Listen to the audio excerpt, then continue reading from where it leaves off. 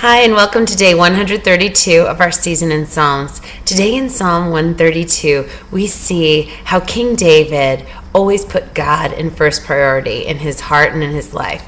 And it starts here in verse 1 where it says, "Remember, O Lord, in David's favor, all the hardships he endured, how he swore to the Lord and vowed to the mighty one of Jacob. I will not enter my house or get into my bed.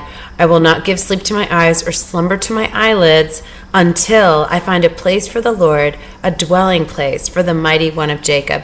I love this psalm because it reminds us to put God in the first place of our hearts. And that's where we prioritize him, just like David did. And I love David as an example in the Bible of a man after God's own heart, because he completely loved God with his whole heart, mind, soul, and strength, as we are called to do.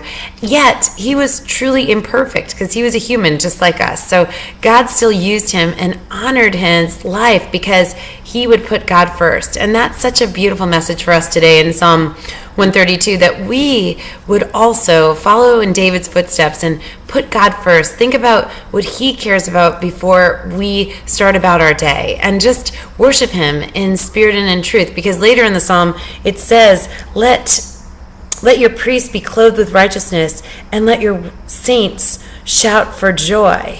And then in verse 7 it says, let us go to the dwelling place, let us worship at his footstool. So that is one of the most beautiful things we could do here on earth, is worship God. And it could be done anywhere at any time. It doesn't have to be happening in your place of worship, a church or a temple.